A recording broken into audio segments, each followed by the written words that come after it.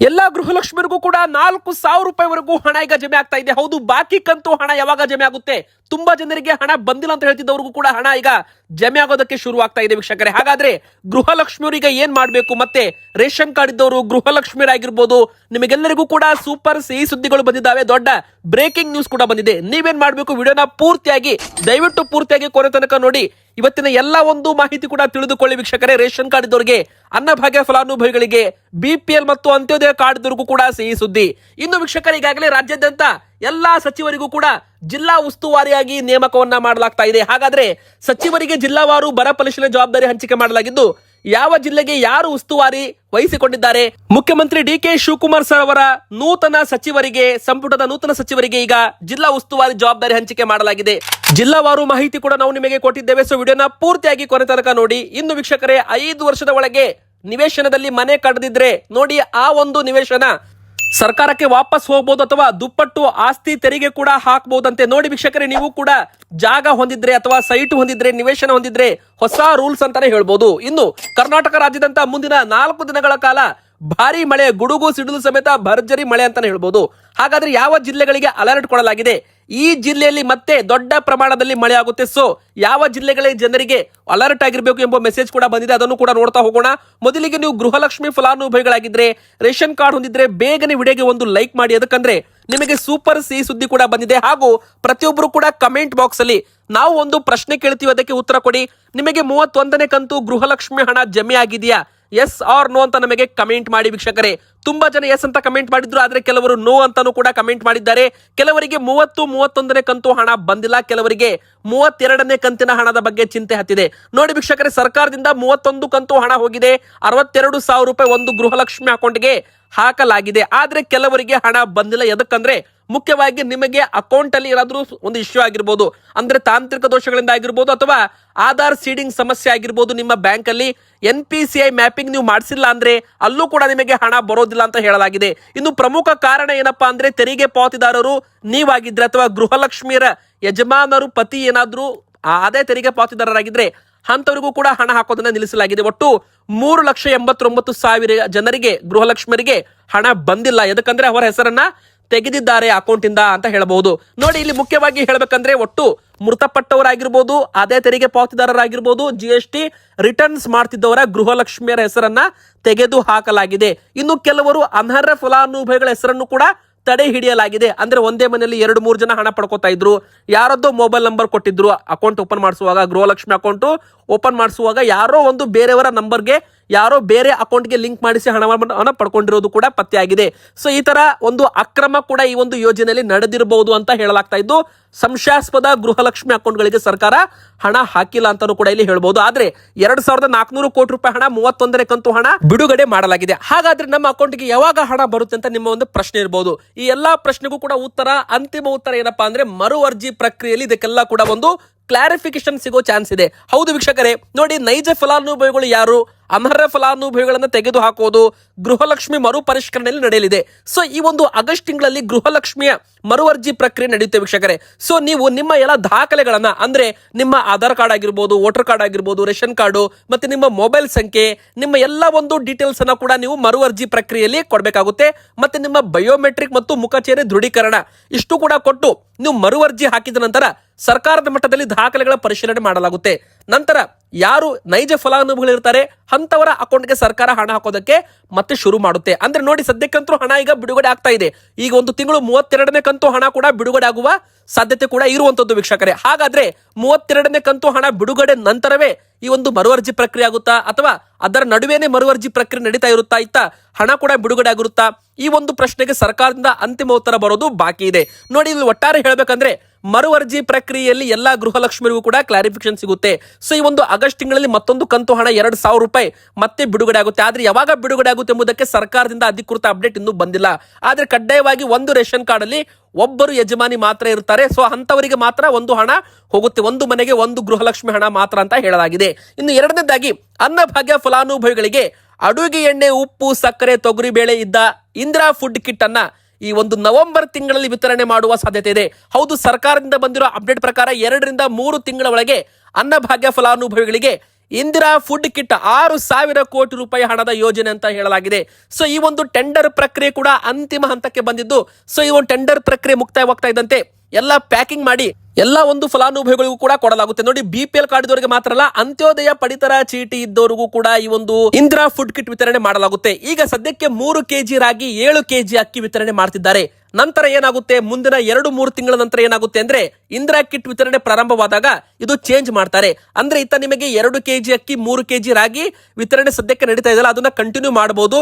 ಇನ್ನು ಎರಡನೇದಾಗಿ 5 kg ಅಕ್ಕಿ ಕೊಡಲ್ಲ, 5 kg ಅಕ್ಕಿ ಬದಲಾಗಿ ಇಂದಿರಾ ಕಿಟ್ ಅಂದ್ರೆ ಅಡುಗೆ ಎಣ್ಣೆ, ಉಪ್ಪು, ಸಕ್ಕರೆ, ತೊಗರಿಬೇಳೆ ಕರ್ನಾಟಕ ಸರ್ಕಾರದಿಂದ ಇಂದಿರಾ ಕಿಟ್ಟು, ನಮ್ಮ ಕೇಂದ್ರ ಸರ್ಕಾರದಿಂದ ನಿಮಗೆ ಅಕ್ಕಿ ಮತ್ತು ರಾಗಿ ಸದ್ಯಕ್ಕೆ ವಿತರಣೆ ಮಾಡ್ತಿದ್ದಾರೆ.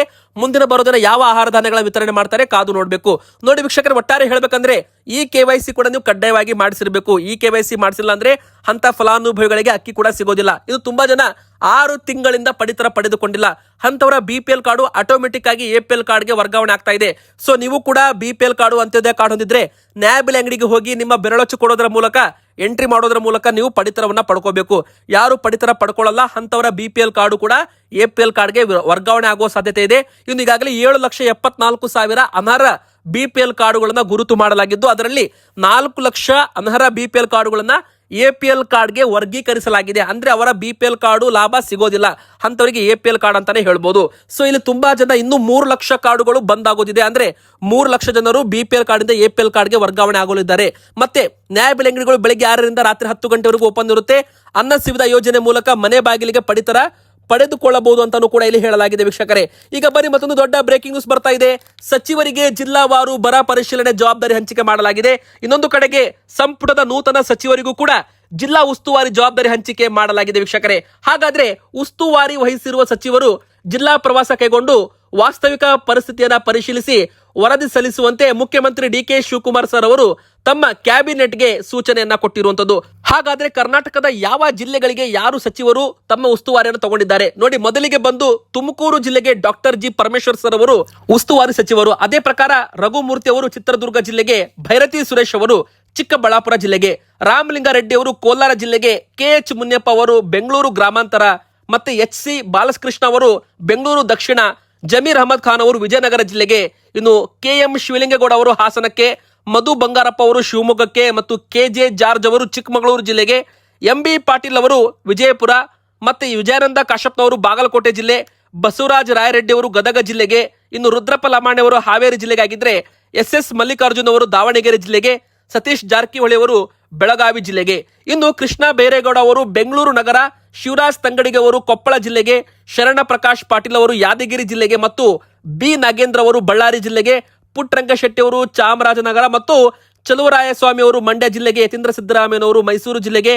PM ನರೇಂದ್ರ ಸ್ವಾಮಿ ಅವರು ಕೊಡಗು ಜಿಲ್ಲೆ, UT ಖಾದರ್ ಅವರು ದಕ್ಷಿಣ ಕನ್ನಡ ಮತ್ತು ಉಡುಪಿ, ಈಶ್ವರ್ ಖಂಡ್ರೆ ಅವರು ಬೀದರ್, ಅಜಯ್ ಸಿಂಗ್ ಅವರು ರಾಯಚೂರು ಜಿಲ್ಲೆ, ಪ್ರಿಯಾಂಕ್ ಖರ್ಗೆ ಅವರು ಕಲಬುರಗಿ ಜಿಲ್ಲೆಗೆ, ಲಕ್ಷ್ಮಣ್ ಸವದಿ ಅವರು ಉತ್ತರ ಕನ್ನಡಕ್ಕೆ ಆಗಿದ್ರೆ, ಸಂತೋಷ್ ಲಾಡ್ ಅವರು ಧಾರವಾಡ ಜಿಲ್ಲೆಗೆ ಅಂತ ಹೇಳಲಾಗಿದೆ. ಸೊ ಈ ಎಲ್ಲಾ ಉಸ್ತುವಾರಿ ಸಚಿವರನ್ನ ಜಿಲ್ಲೆಗಳಿಗೆ ನೇಮಕವನ್ನ ಮಾಡಲಾಗಿದೆ. ಸೊ ನಿಮ್ಮ ಒಂದು ಊರಿಗೆ ಯಾರು ಸಚಿವರು ನೇಮಕರಾಗಿದ್ದಾರೆ ನೀವು ನಮಗೆ ಕಮೆಂಟ್ ಅಲ್ಲಿ ನಿಮ್ಮ ಊರಿನ ಹೆಸರನ್ನ ಕಮೆಂಟ್ ಮಾಡಿ. ಇನ್ನು ವೀಕ್ಷಕರೇ ನೋಡಿ, ನಿಮ್ಮ ಹತ್ರನೂ ಕೂಡ ನಿವೇಶನ ಇರಬಹುದು, ಜಾಗ ಇರಬಹುದು, ಅಥವಾ ನೀವು ಕೂಡ ಸರ್ಕಾರದಿಂದ ಸೈಟ್ ಗಳನ್ನ ಪಡೆದುಕೊಂಡಿದ್ರೆ ಅಂತ ಒಂದು ಸೈಟ್ ಗಳಲ್ಲಿ 5 ವರ್ಷದ ಒಳಗೆ ಮನೆಗಳನ್ನ ನಿರ್ಮಾಣ ಮಾಡದಿದ್ರೆ ದುಪ್ಪಟ್ಟು ಆಸ್ತಿ ತೆರಿಗೆ ಅಥವಾ ನಿವೇಶನ ವಾಪಸ್ ಅಂತ ಮುಖ್ಯಮಂತ್ರಿ DK ಶಿವಕುಮಾರ್ ಸರ್ ಅವರು ಎಚ್ಚರಿಕೆಯನ್ನು ಕೊಟ್ಟಿದ್ದಾರೆ. BDA ಆಗಿರ್ಲಿ, ಕಾರ್ಪೊರೇಷನ್ ನಿವೇಶನವಾಗ್ಲಿ, ಅದರ ಮಾಲೀಕರು ಆ ಒಂದು ನಿವೇಶನ ಸ್ವಚ್ಛತೆಯಲ್ಲಿ ಕಾಪಾಡಿಕೊಳ್ಳಬೇಕು. ಒಂದು ವೇಳೆ ನಿವೇಶನದಲ್ಲಿ ಸ್ವಚ್ಛತೆ ಕಾಪಾಡಿಕೊಂಡಿಲ್ಲ ಅಂದ್ರೆ ಅಂತವರು 5 ವರ್ಷದ ಒಳಗೆ ಅಲ್ಲಿ ಮನೆ ನಿರ್ಮಾಣ ಮಾಡಬೇಕು. ಅಂದ್ರೆ ಎಲ್ಲಾ ಒಂದು ಡಸ್ಟ್ ಆಗಿರ್ಬೋದು, ಎಲ್ಲಾ ಒಂದು ಕಸವನ್ನ ಕ್ಲೀನ್ ಮಾಡಿಸೋ ಜವಾಬ್ದಾರಿ ಕೂಡ ಕೊಡಲಾಗಿದೆ ಅವ ಒಂದು ಮಾಲೀಕರಿಗೆ. ಅಂದ್ರೆ ಯಾರು ಒಂದು ನಿವೇಶನದ ಮಾಲೀಕರು ಇರ್ತಾರೆ ಆ ಒಂದು ಅವರ ಜಾಗದಲ್ಲಿ ಕಸ ಹಾಕುವಂತಿಲ್ಲ, ಯಾರು ಕೂಡ ಕಸ ಇದ್ರೆ ಅದನ್ನ ಕ್ಲೀನ್ ಮಾಡಿಸಬೇಕು ಅಂತಾನು ಕೂಡ ಹೇಳಲಾಗಿದೆ. ಅಷ್ಟು ಮಾತ್ರವಲ್ಲದೆ ಆ ಒಂದು ಜಾಗಗಳಿಗೆ, ಅಂತ ಒಂದು ಜಾಗಗಳಿಗೆ ಒಂದು ಡಬಲ್ ಟ್ಯಾಕ್ಸ್ ಕೂಡ, ಅಂದ್ರೆ ಆಸ್ತಿ ತೆರಿಗೆ ದುಪ್ಪಟ್ಟು ಅಂತಾನು ಕೂಡ ಹೇಳಲಾಗಿದೆ. ಇಲ್ಲವಂದ್ರೆ ನಿವೇಶನ ವಾಪಸ್ ನೀವು ಕೊಟ್ಟಿರೋ ಹಣ ವಾಪಸ್ ಕೊಟ್ಟು ಬಡ್ಡಿ ಸಮೇತ ನಿಮಗೆ ಹಣ ವಾಪಸ್ ಕೊಟ್ಟು ನಿಮ್ಮ ನಿವೇಶನ ಸರ್ಕಾರ ವಾಪಸ್ ಪಡೆಯಲಿದೆ ಅಂತ ಎಚ್ಚರಿಕೆ ಕೂಡ ಕೊಡಲಾಗಿದೆ. ಹೀಗಾಗಿ ನಿಮ್ಮ ಹತ್ತಿರ ಒಂದು ನಿವೇಶನ ಇದ್ರೆ ಆ ಒಂದು ನಿವೇಶನದಲ್ಲಿ ಚಿಕ್ಕ ಮನೆ 5 ವರ್ಷದ ಒಳಗೆ ನೀವು ಕಟ್ಟಲೇಬೇಕಾಗುತ್ತೆ ಅಂತ ಹೇಳಲಾಗಿದೆ. ಸೊ ವೀಕ್ಷಕರೇ, ಚಿಕ್ಕ ಮನೆ ಆದ್ರೂ ಕಟ್ಟಬೇಕು, ಮತ್ತೆ ಇದಕ್ಕೆ ಬೇಕಾದ ಸಾಲದ ವ್ಯವಸ್ಥೆ ಕೂಡ ಸರ್ಕಾರದಿಂದ ಮಾಡಿಕೊಡೋದಕ್ಕೆ ನಾವು ರೆಡಿ ಇದ್ದೇವೆ ಅಂತಾನು ಕೂಡ ಒಂದು ಹೇಳಿಕೆ ಮುಖ್ಯಮಂತ್ರಿ DK ಶಿವಕುಮಾರ್ ಸರ್ ಅವರು ಒಂದು ಹೇಳಿಕೆ ಕೊಟ್ಟಿದ್ದಾರೆ. ತುಂಬಾ ಜನ ನಿವೇಶನ ಮಾಡಿರ್ತಾರೆ, ನಿವೇಶನ ಖರೀದಿ ಮಾಡಿರ್ತಾರೆ, ಮನೆ ಕಟ್ಟಿಕೊಳ್ಳಲು ಕೆಲವರು 20, 30, 40 ವರ್ಷವಾದ್ರೂ ಕೂಡ ಮನೆ ಕಟ್ಟಿಲ್ಲ. ಅವರು ಕಟ್ಟಿರೋ ಹಣವನ್ನ ಬಡ್ಡಿ ಸಮೇತ ವಾಪಸ್ ನೀಡಿ ನಿವೇಶನ ಹಿಂಪಡೆಯಲಾಗುವುದು. CITV ಆಗಿರ್ಬೋದು, BD ಆಗಿರ್ಬೋದು, ಸೊಸೈಟಿಗಳಿಂದ ನಿವೇಶನ ಪಡೆದ ಮೇಲೆ ಮನೆ ಕಟ್ಟಬೇಕಾಗಿರೋದು ಅವರ ಕರ್ತವ್ಯ. ನಿವೇಶನಕ್ಕೆ ಕಾಂಪೌಂಡ್ ಕೂಡ ಹಾಕದೆ ಕಸ ಹಾಕಲು ಅವಕಾಶ ಕೊಟ್ಟರೆ ಹೇಗೆ? ಅವರ ಜಾಗದಲ್ಲಿ ಅವರು ಕಸ ಹಾಕದೇ ಇದ್ರು ಅವರ ಜಾಗವನ್ನ ಅವರು ರಕ್ಷಣೆ ಮಾಡಿಕೊಳ್ಬೇಕು ಅಂತ ತಿಳಿಸಿದ್ದಾರೆ ವೀಕ್ಷಕರೇ. ಸೊ ಇದು ಒಂದು ಇಂಪಾರ್ಟೆಂಟ್ ಅಪ್ಡೇಟ್ ಆಗಿದೆ. ಸ್ವಂತ ನಿವೇಶನ, ಜಾಗ, ಸೈಟ್ ಹೊಂದಿದವರಿಗೆ ಸ್ಪೆಷಲಿ ತುಂಬಾ ಒಂದು ಇಂಪಾರ್ಟೆಂಟ್ ಅಪ್ಡೇಟ್ ಅಂತ ಹೇಳ್ಬೋದು, ಸ್ವಂತ ಆಸ್ತಿ ಹೊಂದಿದವರಿಗೆ.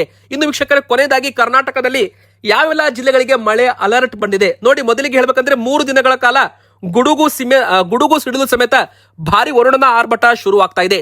ಕರಾವಳಿ, ಮಲೆನಾಡು, ಶಿವಮೊಗ್ಗ ಹಾಗೂ ದಕ್ಷಿಣ ಒಳನಾಡಿನ ಜಿಲ್ಲೆಗಳಲ್ಲಿ ಗುಡುಗು ಸಿಡಿಲು ಸಮೇತ 3 ದಿನಗಳ ಕಾಲ ಭಾರಿ ಮಳೆ ಆಗೋದ್ರಿಂದ ಹವಾಮಾನ ಇಲಾಖೆ ಮುನ್ನೆಚ್ಚರಿಕೆ ವಹಿಸುವಂತೆ ಎಚ್ಚರಿಕೆಯನ್ನ ಕೊಟ್ಟಿರುವಂತದ್ದು. ಹಾಗಾದ್ರೆ ಯಾವೆಲ್ಲ ಜಿಲ್ಲೆಗಳಿಗೆ ಅಲರ್ಟ್ ಕೊಡಲಾಗಿದೆ? ಮೊದಲಿಗೆ ಬಂದು ದಕ್ಷಿಣ ಕನ್ನಡ, ಉತ್ತರ ಕನ್ನಡ, ಉಡುಪಿ, ಚಿಕ್ಕಮಗಳೂರು, ಶಿವಮೊಗ್ಗ ಮತ್ತೆ ಮಲೆನಾಡು ಈ ಒಂದು ಭಾಗದಲ್ಲಿ ಮತ್ತು ಕೊಡಗು ಮತ್ತು ಹಾಸನ ಜಿಲ್ಲೆಗಳಲ್ಲಿ ಭಾರಿ ಮಳೆ ಆಗಲಿದೆ ಅಂತ ಹವಾಮಾನ ಇಲಾಖೆಯಿಂದ ಬಂದಿರೋ ಅಪ್ಡೇಟ್ ಆಗಿದೆ. ಬಿರುಗಾಳಿ ಸಮೇತ ಅಂದ್ರೆ ಗಂಟೆಗೆ 30 ರಿಂದ 50 ಕಿಲೋಮೀಟರ್ ವೇಗದಲ್ಲಿ ಬಿರುಗಾಳಿ ಕೂಡ ಬೀಸುತ್ತೆ. ಗುಡುಗು ಸಿಡಿಲು ಸಮೇತ ಈ ಭಾಗದಲ್ಲಿ ಮಳೆ ಆಗಲಿದೆ ಅಂತ ಹವಾಮಾನ ಇಲಾಖೆಯಿಂದ ಬಂದಿರೋ ಅಪ್ಡೇಟು. ಇನ್ನು ರಾಜಧಾನಿ ಬೆಂಗಳೂರು ಮತ್ತು ಬೆಂಗಳೂರು ಗ್ರಾಮಾಂತರ, ಧಾರವಾಡ, ಹುಬ್ಬಳ್ಳಿ, ಬೆಳಗಾವಿ ಈ ಜಿಲ್ಲೆಗಳಲ್ಲೂ ಕೂಡ 3 ದಿನಗಳ ಕಾಲ ಭಾರಿ ಮಿಂಚು ಸಹಿತ, ಗುಡುಗು ಮಿಂಚು ಸಹಿತ ಮಳೆ ಆಗಲಿದೆ ಅಂತ ಹವಾಮಾನ ಇಲಾಖೆಯಿಂದ ಬಂದಿರೋ ಒಂದು ಅಪ್ಡೇಟ್ ಆಗಿದೆ. ಇನ್ನು ಉಳಿದ ಜಿಲ್ಲೆಗಳಲ್ಲಿ ಸಾಧಾರಣ ಮಳೆ ಮತ್ತು ತುಂತುರು ಮಳೆ, ಇನ್ನು ಚಳಿ ಗಾಳಿ ಕೂಡ ಬೀಸಲಿದೆ ಅಂತ ಹೇಳಲಾಗಿದೆ. ವೀಕ್ಷಕರೇ, ನಿಮ್ಮ ಊರಲ್ಲೂ ಕೂಡ ಮಳೆ ಬರ್ತಾ ಇದ್ರೆ ನಿಮ್ಮ ಊರಿನ ಹೆಸರನ್ನ ಕಮೆಂಟ್ ಮಾಡಿ, ವಿಡಿಯೋಗೆ ಲೈಕ್ ಮಾಡಿ, ಚಾನಲ್ಗೆ ದಯವಿಟ್ಟು ಸಬ್ಸ್ಕ್ರೈಬ್ ಆಗೋದನ್ನ ಮರಿಬೇಡಿ.